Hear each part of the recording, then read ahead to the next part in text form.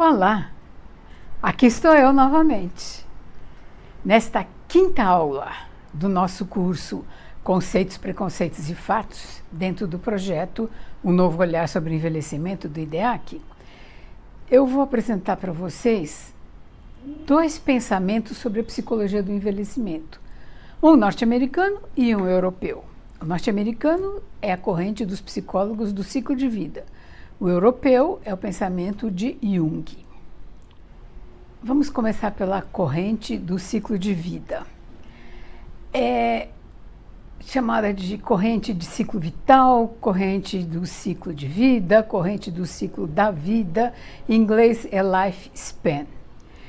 Ela se forma porque ela questiona as afirmações da psicologia do desenvolvimento. É interessante que, na mesma época, na sociologia, surgiu também uma outra corrente, também inovadora, que é o Life Course. As duas se interligam e as duas têm muita influência sobre a gerontologia e sobre a psicologia do envelhecimento. Nos anos 70 é que essa corrente do ciclo de vida foi plenamente adotada pelos psicólogos, mas as origens delas, as primeiras ideias, estão lá no fim da década de 20, na década de 30. Antes de existir a psicologia do envelhecimento, na primeira metade do século 20, se acreditava que a vida tinha duas fases. Uma fase de crescimento, caracterizada por ganhos, e uma fase de envelhecimento caracterizada por perdas. Parecia que o velho era um adulto que tinha ficado murcho. Mas também vamos lembrar que antes da psicologia infantil, a criança era considerada um adulto em miniatura. As capacidades de uma criança eram medidas, comparadas com as capacidades de um adulto, em pé de igualdade. Hoje, essas afirmações não têm mais validade. Mas não vamos esquecer que o conhecimento científico se constrói assim. É aos poucos, é corrigindo erros, é acrescentando ideias, corrigindo de novo, e é assim que a gente tem uma ciência. Bom, os psicólogos inovadores da corrente do ciclo de vida propunham que a vida é um todo, é um contínuo, que vai desde que o indivíduo nasce até que o indivíduo morre. A personalidade se desenvolve ao longo desse contínuo inteiro. A capacidade de aprender também está presente em todas as fases desse contínuo. O que acontece é que cada fase tem características próprias. Em todos os estágios, existe ganhos e existe perdas. A velhice não é um estágio só de perdas. Eles substituíram essa ideia obsoleta por uma outra de que existem múltiplas facetas no desenvolvimento, e algumas dessas facetas, na velhice, podem representar ganhos em relação às fases anteriores. Então, isso traz uma visão nova. Se vocês estão bem lembrados, da quarta aula da nossa aula anterior, Stanley Hall foi o pioneiro, primeiro que falou essas ideias. Uma consequência dessa nova visão é que todas as fases passam a ter igual valor, todas passam a ser objeto de interesse para a pesquisa, para o estudo. Não interessa se é o adolescente, o bebê, o velho, o adulto, tudo igual. Isso traz, portanto, uma cultura positiva da velhice. E, claro, com grandes benefícios para o indivíduo velho e para a sociedade como um todo também.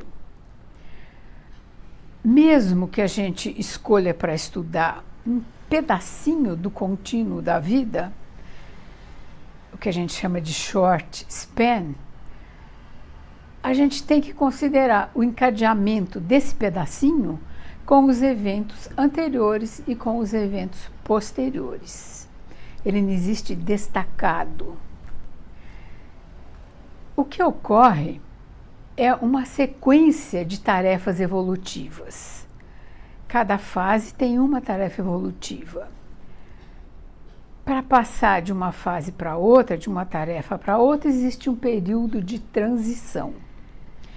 E as tarefas, para os psicólogos do ciclo de vida, são demarcadas muito mais por fatores emocionais e por fatores sociais do que pela idade cronológica. Eu acho muito interessante esse modo de encarar o desenvolvimento humano. Ele permite que a gente deixe o critério da idade cronológica para segundo plano e que dê relevo às variáveis psicossociais, que são as variáveis que são as mais importantes para se determinar as tarefas evolutivas. Então, ele permite que a gente pense na velhice como um dos momentos do processo de envelhecer. Sabe, nem melhor nem pior, só um dos características próprias. E ele permite que a gente não faça julgamentos de valor. Não se comparam as fases entre si. As últimas não são piores e não são decadentes. Elas são apenas diferentes. Nós já vimos alguns princípios dos psicólogos da corrente do ciclo da vida. Agora vamos falar em alguns nomes pioneiros. Existem muitos nomes nessa corrente. Cada um tem uma proposta teórica própria, mas eles todos concordam com aqueles princípios que eu acabei de expor. Você que quer aprender mais sobre psicologia do envelhecimento, eu acho que precisa ter uma referência desses nomes. Eles são muito importantes. E eu escolhi para apresentar a você dois, Charlotte Biller e Robert Hevigurst. Eu fico aqui pensando, talvez você já tenha alguma referência sobre essa corrente e esteja me questionando.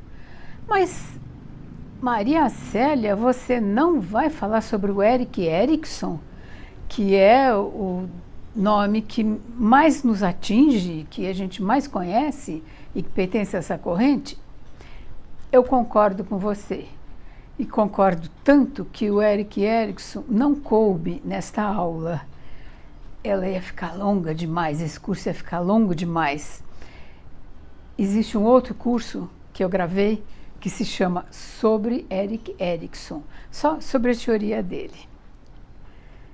Então, vamos a Charlotte Biller. Era uma psicóloga alemã, nasceu em Berlim, em 1893, e ela morreu em 1974. Quem fez a conta rápido, com 81 anos. A Charlotte Biller sofreu a influência da Karen Horney, que era uma psicanalista neofreudiana da década de 20, de Berlim também, que considera pela primeira vez que a pessoa é um todo, é a Gestalt. Ela está se opondo ao Freud, que divide a pessoa em partes estanques e de ego e superego. Ela também sofreu influência do Darwin, com a sua teoria evolucionista e da seleção das espécies. Você se lembra? Nós vimos que o Stanley Hall também sofreu influência do Darwin. E o Erik Erikson, de quem eu não vou falar neste curso, também. Ele era britânico. Bom, em 1933, junto com Fred Masaryk, a Charlotte Biller apresentou a teoria dela, é a chamada teoria da autorrealização. E ela propõe 3 critérios para se avaliar a maturidade de uma pessoa. Os pesquisadores acabaram deixando de lado esses critérios porque eles são muito muito vagos, é muito difícil definir, operacionalizar a proposta da Charlotte Biller. Mas eles são muito interessantes. Presta atenção em quais são esses 3 critérios: a autonomia, a autenticidade e a coerência entre os valores e a realidade da vida. Bom, para Charlotte Biller, a vida é cheia de propósitos e de sentidos que se estruturam no self. Isso a aproxima de Jung. Mas existem vários psicólogos que sofreram influência dela, além daqueles do ciclo de vida, psicólogos de outras escolas. Vou citar para vocês quais são. Bom, alguns psicólogos inspirados pela Charlotte Biller são Viktor Frankl. Era um neuropsiquiatra austríaco, praticava análise existencial e é o pai da logoterapia. Nós temos o Rollo May, norte-americano, era um psicólogo existencial também. Nós temos Abraham Maslow, que era um psicólogo também norte-americano, como o Rollo May, que criou uma teoria da motivação, baseada na pirâmide da hierarquia das necessidades. Nós temos o Fritz Perls, neuropsiquiatra, psicoterapeuta alemão, mas em 1946, logo depois da guerra, ele se mudou para os Estados Unidos e continuou produzindo lá. É o pai da Gestalt terapia. E nós temos Jacques Lacan, o famoso psicanalista francês. Quando ele criou a teoria do estádio do espelho, ele estava inspirado pela Charlotte Biller. É aquele momento em que a criança, o bebê, a criança muito nova, começa a formar a sua identidade. Você concorda comigo que quem estuda psicologia do desenvolvimento tem que conhecer a importância desta pioneira? Então, é por isso que ela está aqui no nosso curso. Bom, vamos para o segundo nome, Robert Havigirst. Ele nasceu em 1900, faleceu em 1991, um homem do século XX. Nasceu nos Estados Unidos. Pai e mãe dele eram ambos educadores. Os avós dele eram imigrantes que tinham vindo da Alemanha. Ele se formou em física, fez um doutorado em química e depois, com 28 anos, em 1928, ele decidiu que não era nada disso que ele queria e mudou totalmente de área e foi para a área da educação. Na educação e na psicologia ele produziu a vida toda, não até o final da vida, porque ele morreu castigado por um Alzheimer forte. Ele devia ser uma mente muito inquieta, porque mesmo ficando só na educação e na psicologia, ele estudou temas variados. Ele estudou educação urbana, ele estudou o aprendizado dos nativos da América do Norte, ele estudou aspectos internacionais e comparativos do ensino. Eu tenho uma curiosidade para contar. Na década de 50, ele esteve no Brasil. Ele esteve trabalhando com a equipe que estava formando o Centro Regional de Pesquisas Educacionais, apelidado de CREP, na Universidade de São Paulo, na USP. O diretor era o professor Fernando de Azevedo. E quem trabalhou muito próximo dele nessa época foi, então, jovem, professor, educador, psicólogo, Joel Martins. O mesmo que depois, em 1969, fundou o setor de pós-graduação na PUC de São Paulo, Pontifícia Universidade Católica de São Paulo. Quando ele faleceu, em 1993, ele era reitor da PUC. Curiosidades à parte, voltamos para o Robert Havigirst. O professor Harvey Gerst produziu em Nova York, em Chicago e em Berkeley. Ele achava que o desenvolvimento é uma combinação de fatores biológicos para o crescimento e de forças do ambiente social. Foi ele que criou o conceito de tarefas de desenvolvimento, que eram demandas que precisavam ser atendidas em cada fase do desenvolvimento. Ele dava para a maturidade a mesma consideração que ele dava para qualquer outra fase da vida. Bom, por essas 3 afirmações do Harvey Gerst, você já vê que ele fazia parte dos psicólogos do ciclo de vida. Entre 1948 e 1953, ele criou e apresentou a teoria do desenvolvimento humano, que veio a ter uma grande influência sobre a psicologia e a educação. A vida é dividida em 6 períodos. E o que determina essa divisão são 2 categorias de fatores. Uma é a idade cronológica, só que o Harvey Gerst dá uma margem de variação muito ampla para a idade cronológica. É um critério que para ele tem muita flexibilidade. E a outra são 3 fatores: o desenvolvimento biológico, as expectativas culturais e os valores pessoais. Esses 6 períodos são os seguintes.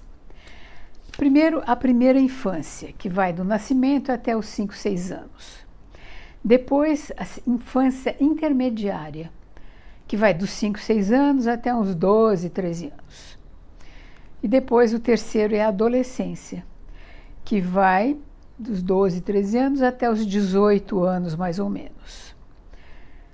Quarto é a idade adulta, dos 18 até uns 35 anos. E o quinto é a idade adulta intermediária, que vai dos 35 aos 60 anos. A 6ª fase é a maturidade, que vai dos 60 anos para diante. O desenvolvimento psicológico começa com tarefas relacionadas com a maturação física. É aprender a andar, é aprender a falar, é aprender a dominar movimentos motores mais finos. Depois, o desenvolvimento passa para tarefas derivadas de exigências culturais.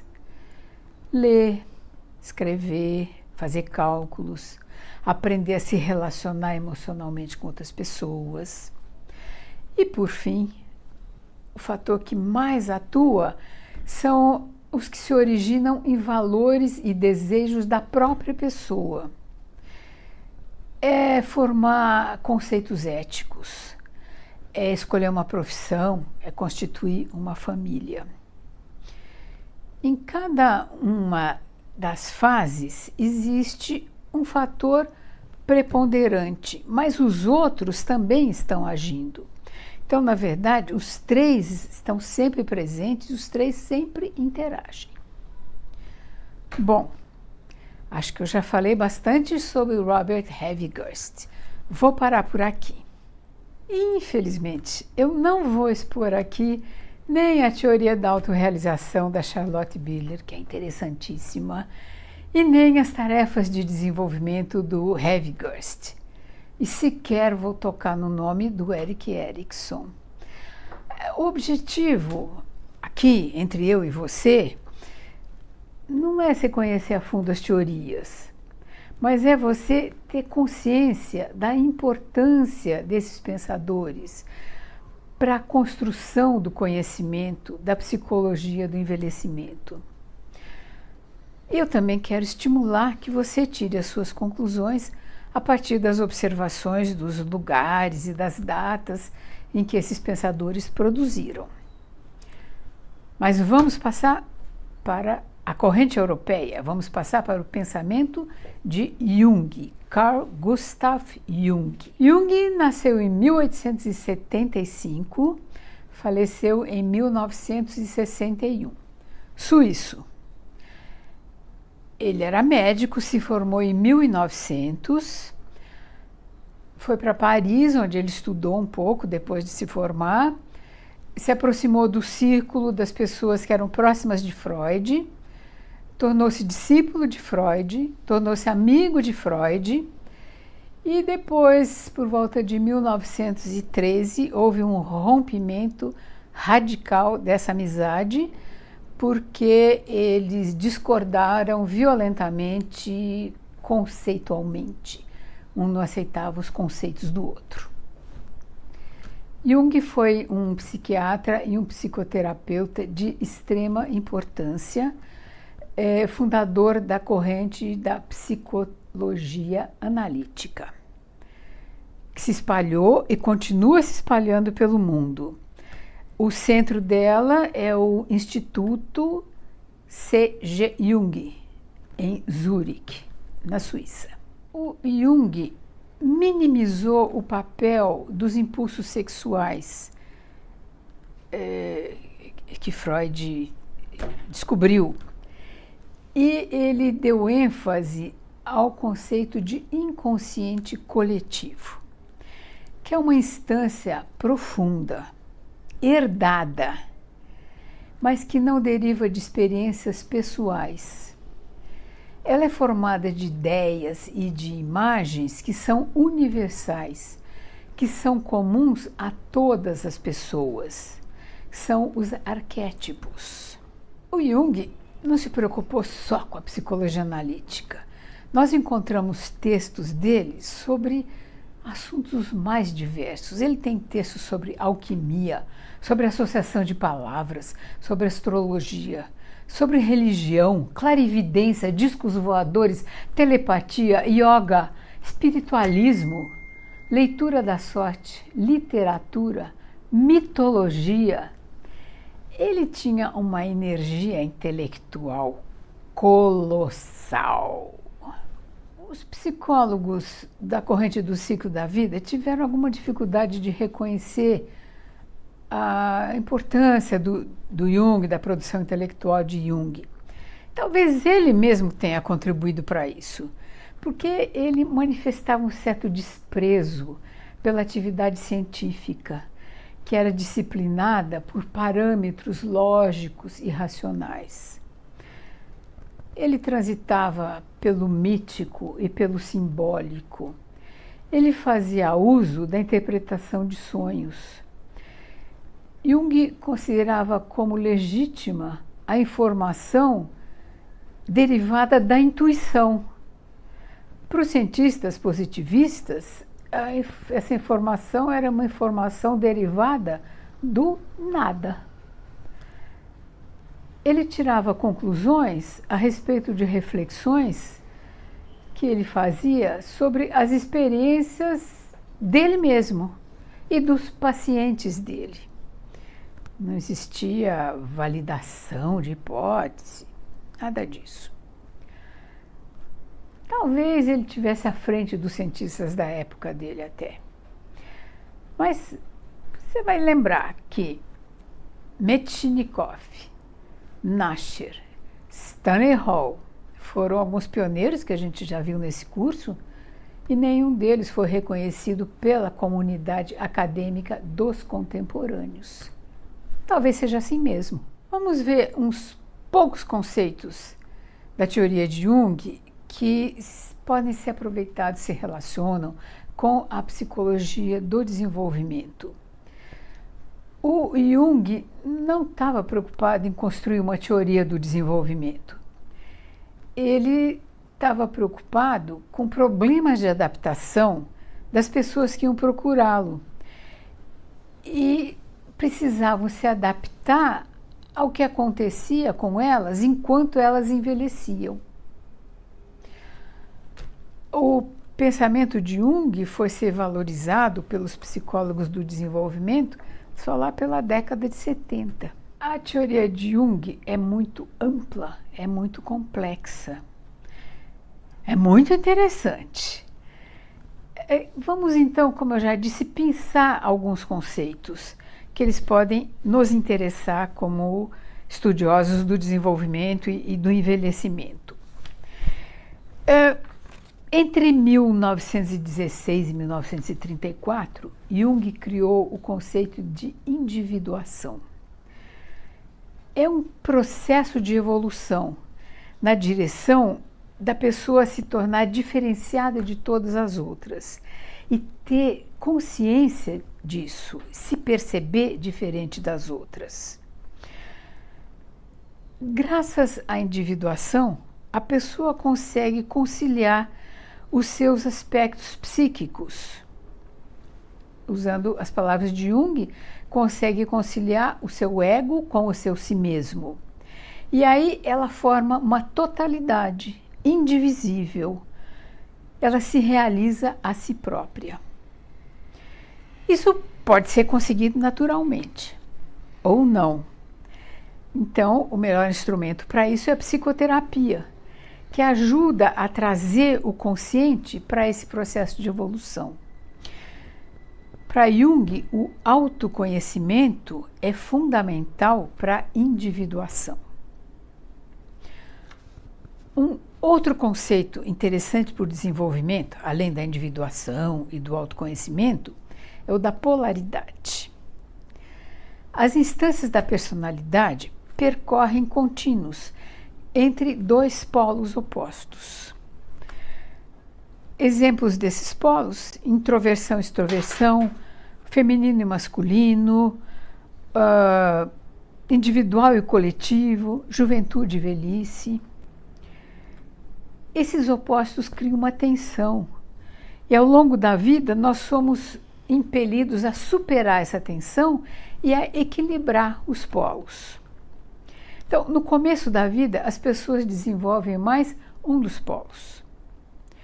A tarefa de desenvolvimento da segunda metade da vida é desenvolver o outro polo, para a personalidade se estruturar com equilíbrio, com harmonia, com integridade. Isso, para quem estuda envelhecimento, é muito interessante. Mas vamos a mais um conceito. Antes de nós terminarmos,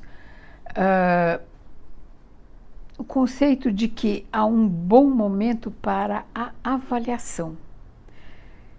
E esse momento, segundo Jung, é a metade da vida, ou a meia-idade. Então, é uma fase em que a gente deve fazer uma avaliação tanto do desenvolvimento desses dois polos, como do sucesso dos compromissos assumidos. Pode ser compromissos profissionais, pode ser compromissos familiares. O próprio Jung mergulhou numa crise e saiu dela depois, durante a meia-idade. Durante essa crise, ele refletiu e tomou decisões sobre tudo o que parecia essencial para ele. E depois ele declarou que essa foi uma fase importantíssima na vida dele. Ele saiu da crise da meia-idade em 1916, aos 41 anos. Um comentário. Quem é que hoje entre nós diria que sai de uma crise de meia-idade com 41 anos? Lembra da primeira aula? Nós falamos lá. É um construto. Ser velho é um construto. Depende de cada sociedade. Então, na época de Jung, na Europa, começo do século XX, a meia-idade podia chegar bem mais cedo do que para nós hoje. Nós vamos parar por aqui com a teoria do Jung. Ela está longe de ser esgotada. Eu sugiro que, se você teve a sua curiosidade despertada, vai atrás, se aprofunde nela. É muito interessante, é fascinante. É difícil, vai te dar trabalho, mas vale a pena. Acho que agora está na hora de concluir. Você notou que eu não fiz perguntas? Você não teve nada para responder no seu caderno? É que eu acho que, nesta altura do nosso curso, você já pegou o jeito de e pensando e fazendo reflexões e relacionando datas, lugares, princípios, conceitos entre si, com outros fatos da história e com a sua própria vida. Acho que não precisa mais. Se eu deduzir corretamente, então você percebeu que, na primeira metade do século XX, se formou uma forte corrente de pensamento na área da psicologia do desenvolvimento, cujos princípios permanecem válidos até hoje. Você percebeu também que, apesar da sua pioneira Charlotte Biller ter produzido na Alemanha, os outros trabalharam nos Estados Unidos. Mas com frequência as origens deles estavam na Europa. Essa corrente migratória de cérebros pensantes da Europa para os Estados Unidos não foi exclusividade da psicologia. Aconteceu em muitas áreas. Se deveu a que a Europa estava devastada socialmente, economicamente, por duas guerras que foram no território europeu. E, por outro lado, também, com a perseguição nazista, a produção intelectual quase não podia ser feita, porque ela necessita de liberdade para criar. E isso não existia. Oportunamente, os Estados Unidos estavam no auge do seu desenvolvimento econômico. E eles professavam uma ideologia de liberdade e de produção. O Jung pôde trabalhar e permanecer na Suíça porque a Suíça foi um país que permaneceu neutro durante as duas guerras. E aí, eu acertei na minha dedução ou não? Você já tinha pensado nessas coisas? Mesmo sem o estímulo das minhas perguntas? Eu espero que sim. Bom, vamos às fontes de informação. Para a terceira, quarta e quinta aulas, eu tirei informação de várias fontes. E eu cito aqui, vocês têm por escrito, no vídeo. Para Jung, eu fiz indicações à parte. E as indicações sobre Erik Erikson estão no outro curso. O curso sobre Erik Erikson deste projeto. O Jung não escreveu de forma organizada nem sistemática. A gente encontra até contradições entre as afirmações dele. Em nenhum livro ou capítulo, por exemplo, ele expõe tudo o que ele pensa sobre o envelhecimento, com começo, meio e fim. Então, os seus estudiosos precisam buscar suas proposições em textos espalhados.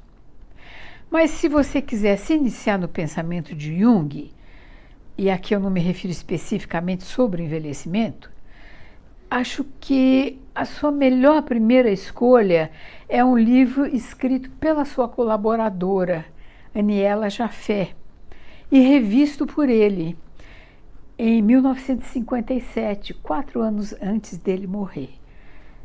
É o livro Memórias, Sonhos e Reflexões. Você tem a indicação por escrito também aí no vídeo. Eu também recomendo 2 livros encantadores que abordam o ponto de vista do Jung sobre o envelhecimento. Bom, é a hora da despedida. Você merece um bom descanso, né? Esta quinta aula foi puxada, né? Foi comprida. Bom, mas que esse descanso não seja muito longo, porque nós vamos nos encontrar logo mais na nossa sexta aula. Nós precisamos fazer uma revisão e um fechamento do nosso conceitos, preconceitos e fatos. Então, eu espero você no fechamento do nosso curso, na sexta aula. Até breve!